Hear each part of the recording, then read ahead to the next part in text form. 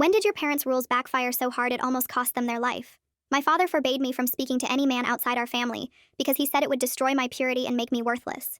It started when I turned 13 and suddenly went from his little girl to what he called assault in training that needed to be controlled. He pulled me out of public school and put me in an all-girls academy where even the janitors and bus drivers had to be female. He monitored every phone call, deleted all my social media, and installed tracking apps to make sure I never went anywhere that might have male employees. When we went grocery shopping, he'd speak for me if the cashier was male, telling them I had a speech impediment rather than admit his real reason. The restrictions got more extreme every year until I basically lived in a bubble. If a delivery driver showed up and happened to be male, I had to hide upstairs. When our neighbor had a heart attack and knocked on our door begging for help, Dad made me stay silent in my room while he called the ambulance because I couldn't be let speak to a dying man. He said one word to one man would lead to another, and eventually I'd be ruined like all the other girls. Dad had already picked out my future husband through his church, a man 20 years older than me who agreed that women should be silent and obedient. The wedding was planned for my 18th birthday.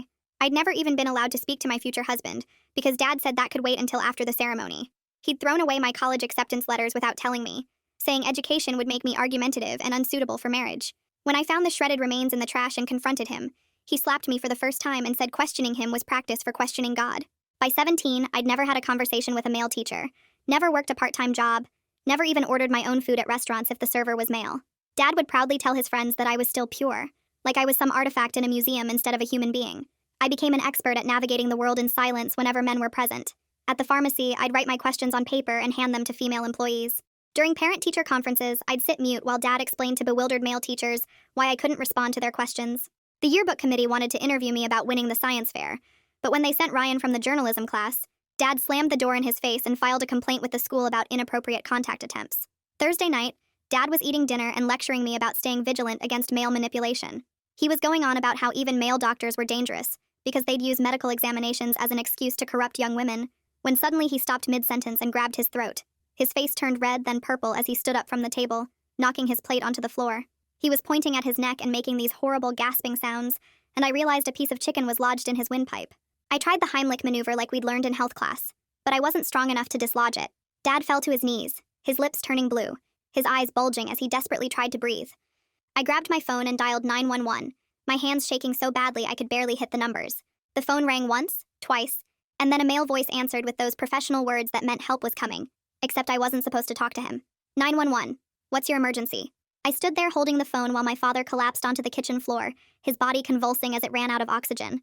The male operator kept repeating his question, asking if anyone was there, saying he could hear sounds of distress and was already sending help if I could just give him an address.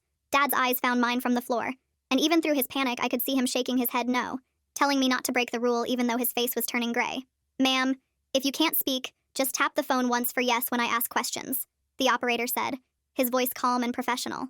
But I needed to tell him about the choking, about the chicken, about exactly what was happening so they'd bring the right equipment and know what to expect. Dad was making these weak scratching sounds against the tile floor, his movements getting slower, and I had to choose between his life and his most sacred rule. Please, if someone is hurt, you need to talk to me so I can help, the operator said, and I could hear typing in the background as he tried to trace the call. Dad's hand reached toward me one more time before going still, his eyes rolling back, and I opened my mouth to speak, but 17 years of conditioning made my throat close up like I was the one choking. My dad was about to die because of his own rule, and for a moment I wondered if that would really be the worst thing. The words stuck in my throat for another second before I forced them out in a whisper so quiet I wasn't sure he heard. 1247 Maple Street. The operator typed fast and said help was 3 minutes away. Is the person conscious? I looked at Dad's still body and managed to say no. The operator told me to turn him on his back and start pushing on his chest. My hands shook as I rolled Dad over, his body heavy and limp. I put my hands on his chest like we learned in health class and started pushing down hard.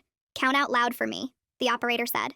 I counted 1, 2, 3, each number feeling wrong coming out of my mouth to a man.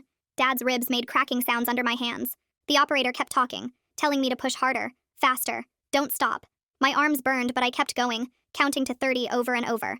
You're doing great, keep going, help is almost there, he said. I heard sirens getting closer, and the operator told me to unlock the front door. My legs felt weak as I ran to the door, turned the deadbolt, then ran back to Dad. The thought of male paramedics coming in made me want to hide upstairs like always, but Dad's face was gray and his lips were blue. I kept pushing on his chest, my whole body shaking now.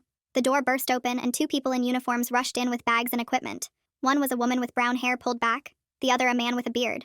I backed against the wall as they dropped beside Dad. The woman started working on him right away while the man asked me what happened.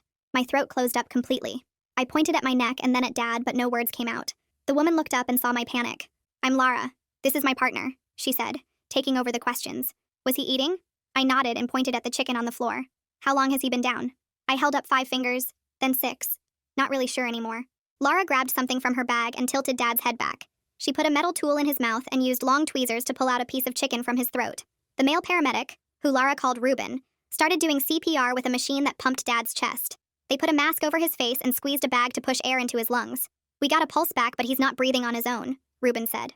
Lara looked at me and asked if I wanted to ride in the ambulance. I nodded because what else could I do? They lifted Dad onto a stretcher with tubes and wires everywhere. As we went outside, I saw neighbors standing on their lawns watching. The man from 3 houses down, the one who had the heart attack Dad wouldn't let me help, was there too.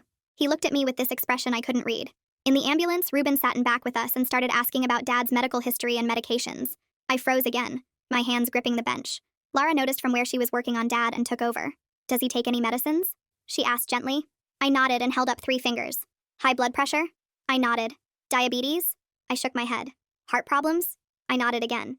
She seemed to understand something was wrong beyond just the emergency. She kept her voice soft and gave me space, not pushing when I couldn't answer. The hospital was loud and bright and full of people. They rushed Dad through double doors while a nurse in pink scrubs led me to a waiting area. There were men everywhere. Male doctors in white coats walked past. A male security guard stood by the entrance. Men sat with their families in the plastic chairs. Their voices filled the room and I felt like I was drowning. I found a chair in the corner and pulled my knees up to my chest. About 20 minutes later, a woman in nice clothes walked over to me. She had dark hair and kind eyes. "I'm Kalani Santos. I'm a social worker here at the hospital," she said, sitting down but leaving space between us. "Do you have anyone we can call? Family or friends?" I shook my head because Dad had cut us off from everyone years ago. "Mom's family was too worldly," he said. His own brother asked too many questions. The church people only knew what Dad told them. We were alone by his choice, and now I was alone because of it. Kalani pulled a small notepad from her pocket and handed it to me with a pen. "The doctors need to know about your dad's medications and health history," she said quietly. I wrote down the 3 medicines Dad took every morning for his heart and blood pressure. My hand shook as I added that he had diabetes too, but refused to take insulin because he said God would heal him. She nodded and took the notepad to show the nurses who were waiting by the desk. They rushed off with the information while Kalani came back and sat down again. She didn't ask me anything else right away, which was good because my hands were still shaking. We sat there for what felt like forever, watching people come and go through the emergency room doors. A man in a white coat finally walked over to us after about 3 hours. Kalani stood up and moved closer to me like she knew I'd need her there. The doctor started explaining that Dad had been without oxygen for too long before the paramedics got his heart beating again. He used words like hypoxic brain injury and said they'd moved Dad to the ICU, but he wasn't breathing on his own yet. The machines were keeping him alive while they waited to see how much damage had been done to his brain. I felt something weird in my chest, like relief mixed with guilt, because maybe Dad would never wake up to control me again. Kalani thanked the doctor and he walked away to deal with other patients. She sat back down and asked me gentle questions about home, like did I have other family or somewhere safe to stay. I shook my head because Dad had cut everyone off years ago when they questioned his rules. "Do you feel safe going home alone tonight?" she asked, and something about the way she said it made me start crying. I didn't know how to exist without Dad telling me what to do every second of every day. She rubbed my back while I cried and said she'd arrange for me to stay in one of the hospital's family rooms overnight. "We can talk more tomorrow about what happens next," she said, and helped me stand up. She walked me to a small room with a bed and bathroom down the hall from the ICU. Before she left, she turned and said it was really brave of me to call 911 and speak to save my dad's life. The door closed and I was alone with my thoughts for the first time in years without Dad monitoring me. I couldn't sleep that night thinking about how his own rule almost killed him. 17 years of training had almost let him die on our kitchen floor. Around 2 in the morning, the male doctor knocked and came in to check on me. He asked if I needed anything, and the words stuck in my throat for a moment.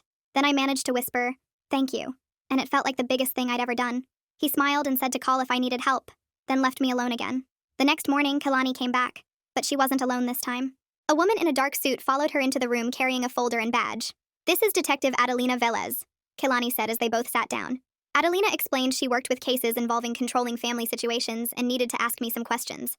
She was patient when I had to write some answers instead of speaking them out loud. She asked about the rules and restrictions and how long they'd been going on. I told her about the all-girls school and hiding from delivery drivers and not being allowed to speak to men. Her face got more serious with each thing I shared, and she kept making notes in her folder. She showed me pamphlets about different kinds of abuse and pointed out that what I'd lived through wasn't normal or okay. Adelina explained that since Dad couldn't make decisions right now because of his condition, the state had to figure out guardianship. I was 17, which made things complicated because I wasn't quite an adult yet. She mentioned that Dad had paperwork naming a church elder as backup guardian, but that man was investigated for his own problems. Right then we heard shouting in the hallway, and a man burst through the door before security could stop him. It was Elder Matthews from Dad's church, and his face was red with anger. "This girl needs to come with me immediately," he said, grabbing for my arm. Adelina stood up fast and got between us while calling for security on her radio. Elder Matthews kept yelling that Dad would want me to maintain my purity until the wedding could happen. He said I was promised to Brother Joseph and the ceremony would proceed as planned on my 18th birthday.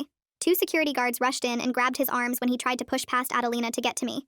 They dragged him out while he screamed about sin and corruption and how I was poisoned by worldly influences.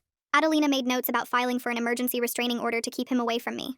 Kalani had her hand on my shoulder the whole time and I realized I was shaking again. After things calmed down, Kalani said she knew someone who could help me with somewhere safe to stay. She called a woman named Sydney McGee, who ran a shelter for women leaving controlling situations like mine. Sydney arrived within an hour and sat down to explain how the shelter worked. They had counselors who understood religious trauma and conditioning and could help me learn to function in the normal world. She said I could stay there while the legal stuff got sorted out, and they'd help me figure out next steps. Adelina said she needed to go with me to the house to get clothes and important documents. We drove there in her unmarked police car, and the house felt different without Dad in it. She helped me pack a bag while looking through Dad's office for paperwork about me. That's when we found the filing cabinet with all his plans for my future. There were contracts with Brother Joseph about the marriage, including a bride price Dad had already accepted. We found letters from colleges accepting me with scholarship offers that Dad had declined without telling me. One school had offered me $50,000 for my science fair work and perfect grades. Adelina took pictures of everything for evidence and packed the important documents in a box. She said this would help prove Dad had been controlling and abusing me even if he didn't see it that way. We left the house and I didn't look back because I knew I might never live there again. Sydney's shelter was an old house painted yellow with a big porch and normal-looking yard that made it seem like any other home on the street. She met us at the door and showed me to a small room with a single bed and a dresser where I could put my things, while Adelina carried in the box of documents from Dad's office. Sydney walked me through the common areas and introduced me to 3 women sitting at the kitchen table, who all looked up when we entered. Maria was maybe 40 with tired eyes and told me she'd been there 2 months after leaving her husband, who wouldn't let her work or have her own bank account. Janet was older and had burn scars on her arms from when her boyfriend threw hot oil at her for talking to the mailman. The youngest was Beth, who was 23, and had run from a religious group that wanted to marry her to their leader, who already had 6 wives. They all nodded when Sydney explained my situation, and Beth reached over to squeeze my hand because she understood the church stuff better than the others. Sydney showed me the schedule for meals and chores and group sessions where we could talk about our experiences if we wanted to. The shelter had cameras everywhere and panic buttons in each room, and a security system that would alert the police if anyone tried to break in. That first night, I barely slept because every sound made me think Dad had somehow gotten out of the hospital to drag me home. The next morning, the hospital called Sydney's office phone since I didn't have my own number yet, and she brought me into her office to take the call on speaker. The doctor explained that Dad was stable but still unconscious, and they needed someone to make decisions about putting in a feeding tube and other medical stuff. Since I was only 17 and Dad hadn't legally named anyone else to make choices for him, the state would have to appoint a guardian for his medical care. The doctor said this process could take a few days, and meanwhile they would keep him stable with basic care. I asked if he might wake up, and the doctor said brain scans showed activity, but they couldn't predict when or if he'd regain consciousness. After the call, Sydney helped me understand that this meant I wouldn't have to make those hard choices about Dad's care, which a relief. 3 days later, my school counselor showed up at the shelter with a cardboard box full of my homework and textbooks. Mrs. Yoon had heard about everything from the police who'd contacted the school as part of their investigation. She spread out college brochures on Sydney's desk and explained that several schools had special programs for students who'd experienced trauma or left controlling families. The applications were due in 3 weeks for spring semester, but she said she'd help me with the essays and getting my transcripts sent. She'd brought the acceptance letters from last year that she'd kept copies of in her files, including the one with the $50,000 scholarship for science. Mrs. Yoon said that money was probably still available if we contacted them to explain what happened with Dad hiding the letters. Detective Velez came by that afternoon with updates about the church investigation that my case had triggered. She sat with Sydney and me in the office and pulled out her notebook full of notes from interviews she'd been conducting. 3 other families at Dad's church had similar situations with daughters being controlled and marriages being arranged to older men in the congregation. One girl was only 15, and her wedding was planned for next month to a man who was 38. Another family had pulled their daughter out of school completely, and she hadn't been seen in public for 6 months. The detective said my 911 call and Dad's condition gave them probable cause to investigate the whole church, and they'd found financial records showing money changing hands for these marriages. The church elders were calling them dowries, but the detective said it looked more like human trafficking. She needed me to write down everything I remembered about the plans Dad made with the church about my marriage.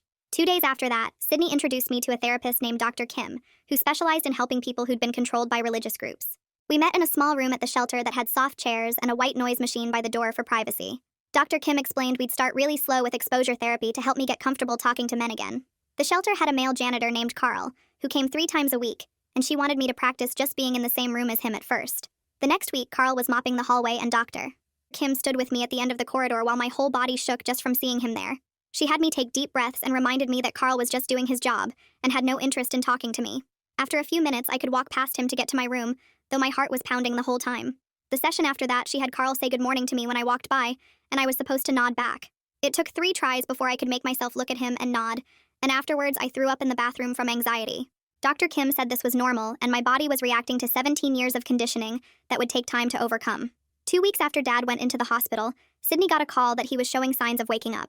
The doctor said he was moving his eyes to track people and squeezing his hand when asked, but he couldn't talk or move much else. They moved him from intensive care to a regular room and started planning for long-term rehabilitation. The social worker at the hospital called to say Dad would never be able to live alone again and would need either a nursing home or full-time care. The state had appointed a guardian to make these decisions since Dad had no family besides me and I was still a minor. Sydney warned me that Dad might try to contact me once he could communicate better, and we should be prepared. Sure enough, 3 days later, Sydney got a call from someone at Dad's church saying Elder Matthews wanted to talk to me about the wedding plans. The man on the phone said it was my duty to honor the agreement Dad had made since that's what God wanted for my life. Sydney told him I wasn't available and hung up. But then we got calls from 3 other church members over the next 2 days, all saying the same thing. Letters started arriving at the shelter addressed to me talking about my obligations and how I was bringing shame on my family by hiding from my responsibilities. Sydney helped me file paperwork for an emergency protective order to stop the harassment. The court date was set for the following week, and I'd have to testify about why I needed protection from the church elder. The thought of talking in court made me sick, but Sydney said she'd be there with me, and we could ask for accommodations. The morning of the hearing, I put on the most conservative outfit I had, and Sydney drove me to the courthouse. The courtroom was smaller than I expected, with wood paneling and flags in the corner. Elder Matthews was there with a lawyer, and he kept staring at me like I was some kind of traitor. The judge was an older man with gray hair and glasses who looked tired already at 9 in the morning. When it was my turn to testify, I had to walk up to a chair next to the judge and promise to tell the truth. My voice came out as barely a whisper when I said yes, and the judge asked me to speak louder. I started explaining about Dad's rules and how I'd never been allowed to talk to men, and my voice shook so bad I had to stop and start over twice. The judge was patient and told me to take my time. I told him about the arranged marriage and how I was supposed to marry someone I'd never even met on my 18th birthday. I explained about the church elder trying to contact me through other people, and the letters saying I had to honor Dad's agreement even though Dad couldn't even talk anymore. Elder Matthews' lawyer tried to argue that this was a religious matter, and the court shouldn't interfere, but the judge cut him off. The judge asked me directly if I wanted to marry the man Dad had chosen, and I managed to say no loud enough for the court reporter to hear. He granted the protective order for 1 year, and said Elder Matthews couldn't contact me directly, or through third parties, or come within 500 feet of me. The judge added that what he'd heard was deeply troubling, and he'd be forwarding his concerns to the district attorney's office. As we left the courthouse, Adelina was waiting in the hallway, and pulled Sydney and me aside. She had news about the man Dad had arranged for me to marry. Brother Joseph had been arrested 2 states over on charges involving another minor from a different church. The police found evidence he'd been doing this for years, moving between religious communities and targeting families with young daughters. When Adelina showed me his mugshot, I ran to the bathroom and threw up everything in my stomach. This was who Dad was going to give me to in 3 months when I turned 18.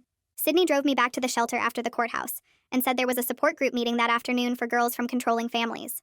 The meeting room had 8 chairs in a circle, and 5 other girls already sitting when I walked in, all of them between 14 and 19, and I could see the same scared look in their eyes that I saw in my mirror every morning. The group leader was a woman named Maria, who'd escaped her own controlling father 20 years ago, and now helped other girls learn how to function in the normal world. She had us start with something simple, going around the circle and saying our names, and one thing we wanted to learn, and when it was my turn, I whispered that I wanted to learn how to order food from male servers without panicking. The girl next to me nodded and said she had the same problem, and Maria said we'd practice that today by walking to the diner down the street together. My hands started shaking at the thought, but the other girls said they'd be right there with me, and we walked as a group to the small restaurant where Maria had already called ahead to explain our situation. The server was a young guy, maybe 20 years old, who smiled and asked what we wanted to drink, and I froze completely while the other girls ordered water and soda. Maria touched my arm gently and reminded me to breathe, then asked if I could point to what I wanted on the menu, and I managed to tap the lemonade option with my finger. The server said no problem and wrote it down without making me feel weird about not talking, and by the time our food came, I managed to whisper, "Thank you," when he set down my sandwich. Back at the shelter, my phone rang, and it was Kalani calling from the hospital to tell me Dad was getting better and starting to understand what was happening around him. She said he'd been asking where I was and got really upset when the nurses said I wasn't there, trying to pull out his breathing tube and demanding to see me until they had to give him medicine to calm him down. 3 weeks had passed since that night with the chicken, and my school counselor came to the shelter with a stack of college applications and brochures. She spread them out on the table, and we looked at schools that were at least 200 miles away so the church people couldn't easily find me, but not so far that I'd feel completely lost. We focused on places with good support systems, and she helped me write essays about overcoming challenges without mentioning the specific details that might identify Dad or the church. Sydney sat with me the next day to fill out financial aid forms and explained that Dad had hidden scholarship money from me that we might be able to get back. She made phone calls to 3 organizations and found out that one of them, a science scholarship worth $8,000, had kept the money in a special account when they couldn't confirm I'd actually turned it down. The paperwork took forever, but Sydney knew exactly what to write and helped me understand terms like disbursement and enrollment verification that I'd never heard before. My therapist started working with me on phone calls because I needed to be able to talk to men for college and jobs and just basic life stuff. We started really small with me calling the pizza place down the street to ask what time they closed, and even though the call lasted maybe 10 seconds, my voice shook the whole time and I had to sit down after because my legs felt weak. Each day we did another call: the library hours, the pharmacy, the hardware store, and slowly my voice got steadier, even though my heart still raced every time a man answered. Detective Velez came to the shelter with updates about the church investigation and told me they'd found evidence of major financial crimes and tax fraud going back years. The elder who'd tried to get custody of me was now facing federal charges that would probably mean prison time, and she said the FBI was involved because some of the money had crossed state lines. 4 weeks after Dad's emergency, Kalani called to say he was awake enough to have visitors if I wanted to see him, and I decided to go with her for support. The hospital room smelled like disinfectant, and Dad looked smaller somehow in the bed with all the machines around him, his face thin and his hair messy in a way he never would have allowed before. When he saw me, his eyes got wide and he tried to talk, but the words came out slurred and hard to understand, something about purity and corruption and how I needed to come home right away. I stood at the foot of his bed and told him clearly that I'd talk to men to save his life, that I'd keep talking to whoever I needed to talk to, and that I wasn't coming home. He started thrashing in the bed and making these angry sounds, trying to sit up even though he could barely move, and the machine started beeping as his heart rate shot up. The nurses rushed in, and one of them asked us to leave while they gave him medication, and the doctor told us later that visits should be limited because Dad's agitation was bad for his recovery. Part of me felt guilty, but my therapist reminded me in our next session that Dad's reactions were his choice and his responsibility, not mine, and I didn't have to manage his emotions anymore. A month after everything started, I got my first job at a bookstore owned by a woman named Jenny, who knew my situation from Sydney and wanted to help. The store was small and cozy with books stacked everywhere, and even though most of the employees were women, male customers came in all the time looking for recommendations or asking about orders. Jenny started me on inventory in the back room, but gradually had me help at the register, standing next to me the first few times I had to ring up a male customer.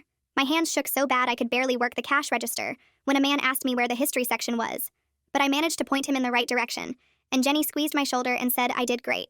2 months after Dad's crisis, I got acceptance letters from 2 colleges for spring semester, both with financial aid packages that would cover most of my costs. One school had a special program for students escaping controlling families with extra counseling and advisors who understood trauma. Plus, they'd let me have a single room instead of a roommate if I needed it for feeling safe. The church rumors started spreading fast through our old neighborhood, with people calling me possessed and corrupted. But something unexpected happened when 3 different mothers contacted Sydney asking for help getting their own daughters out. I sat in Sydney's office while she took these calls, watching her write down addresses and ages, realizing my situation was helping other girls escape the same trap. Sydney drove me to the DMV the next week since Dad never let me learn to drive, saying I didn't need to go anywhere without him controlling the destination. The male driving instructor was patient when I explained why I couldn't look him in the eye at first, and he kept his voice calm while teaching me to parallel park. My hands shook on the steering wheel every time he gave directions, but after 4 lessons I managed to pass the test and get my license. The hospital called to say they were moving Dad to a specialized brain injury facility 40 miles away since he needed long-term rehabilitation. The state appointed a neutral guardian to make his medical decisions because I was still 17, and he had no other appropriate family members. I started volunteering at the shelter 3 nights a week, sitting with new arrivals who couldn't stop crying or who jumped every time a door slammed. Teaching them the breathing exercises my therapist taught me helped reinforce my own progress, and showing them how to write out their thoughts when speaking was too hard made me realize how far I'd come. The therapist arranged practice job interviews with male volunteers from a local community center, setting up mock scenarios where I had to answer questions about my skills and experience. My voice still caught sometimes when they asked about my work history, but I pushed through the fear and managed to complete 3 full practice interviews. Detective Velez visited the shelter with news that made everyone stop what they were doing to listen. The investigation had revealed such extensive abuse patterns that the state was shutting down Dad's church completely, and the man Dad chose as my future husband had fled to another state, but was now on a federal watch list. 6 weeks after Dad choked on that piece of chicken, I packed my few belongings and moved from the shelter to a transitional housing program for young adults escaping bad situations. The apartment was tiny with peeling paint and noisy pipes, but it had locks I controlled and no tracking apps monitoring my every movement. The college sent my roommate assignment in a thick envelope full of orientation materials, and her name was Sarah, another girl escaping a controlling family who understood why I cried when I saw the class schedule with male professors' names. We texted constantly before move-in day, sharing our fears about living away from our family's control and building a friendship based on understanding what the other had survived. I went to the courthouse and legally changed my phone number and email address, filling out paperwork that would cut off the last ways Dad's church friends could reach me with their messages about returning to righteousness. The freedom of choosing who could contact me felt like taking off chains I'd worn, so long I'd forgotten they were there. At the bookstore, a man came in looking for a birthday present for his 12-year-old daughter who loved fantasy novels. Jenny stood nearby while I showed him our young adult section, and my voice stayed steady as I recommended 3 different series about brave girls finding their own paths. He thanked me and bought all 3 books I suggested, and Jenny squeezed my shoulder after he left, proud that I'd managed a completely normal customer interaction. Each day got a little easier. Each conversation with a male stranger felt less like drowning, and I started to believe I might actually make it through college and build the life Dad tried to steal from me. The hospital called 3 days later with an update that changed everything. Dad could talk again, but the words came out slow and mixed up, and the doctor explained he'd never walk without help or live alone again. The left side of his body barely worked, and he needed someone to help him eat and get dressed and do everything he used to control in my life. When I visited him that week, he tried to lecture me about staying pure, but kept forgetting words and getting confused about where he was. The nurse had to remind him 3 times that I was his daughter, not his sister, and he kept asking why the male orderly was allowed in his room. 2 months after he choked on that chicken, I boarded a plane by myself for the first time to visit the college campus. The male TSA agent asked me to remove my shoes, and I did it without freezing up. Then the taxi driver from the airport talked about his daughter going to the same school. Walking around campus felt like stepping into a different world, where nobody knew about Dad's rules or the wedding he'd planned for my birthday. The dorm rooms were small, but they had lock side control, and the library stayed open all night for students who wanted to study. A week later, an envelope arrived at the shelter from the scholarship organization that had kept my money when Dad never responded to their letters. They wanted me to speak at their annual dinner about educational barriers and how they could identify other girls whose parents might be hiding opportunities. I wrote back saying yes, because maybe my story could help them save someone else before it was too late. My 18th birthday came on a Tuesday at the transitional housing. No white dress or church ceremony, or man 20 years older waiting at an altar. Sydney brought a chocolate cake from the grocery store, and the other residents sang happy birthday in the common room. All of us survivors of different kinds of control. We stayed up late talking about our plans, mine for college and theirs for jobs or trade schools, or just learning to exist without someone watching every move. The therapist scheduled my last session before college for that Friday, saying we'd covered 2 years of work and 2 months of intensive meetings. She taught me how to spot controlling behavior in new people, and gave me worksheets about maintaining boundaries and recognizing red flags in relationships. I practiced saying no to different scenarios she acted out, my voice getting stronger each time I refused something that didn't feel right. Packing for college felt like planning an escape all over again, except this time it was legal and celebrated. I bought jeans that actually fit instead of the long skirts Dad demanded, and tank tops that showed my shoulders and a laptop without any tracking software. Each piece of clothing I folded into the suitcase was something Dad would have burned if he'd found it in my closet 6 months ago. The bookstore let me pick out novels he'd called gateway drugs to sin, stories about women who made their own choices and didn't apologize for existing.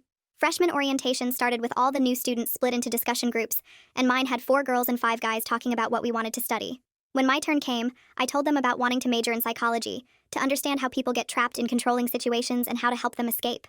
One guy asked about my interest in that specific area, and I gave him a real answer, not silence or looking at the floor.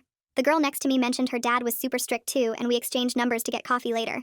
By December, I was writing my name on final exams in classes Dad never wanted me to take. My roommate and I had decorated our dorm room with posters of female scientists and writers, and I worked 20 hours a week at the campus bookstore, where half my coworkers were guys. The engineering student from my calculus study group asked me to see a movie, and I said yes, then actually showed up and sat next to him and shared popcorn like a normal person. He walked me back to my dorm and asked if we could study together again. And when I agreed, he smiled and said he'd text me tomorrow. My grades came back all A's, and I called Sydney to tell her, crying happy tears because 6 months ago I couldn't even speak to save Dad's life, and now I was building something completely my own. Well, that's gonna do it for now. Thanks for just being here and exploring all these curious details with me. Always enjoy sharing this time with you. Subscribe for more content like this.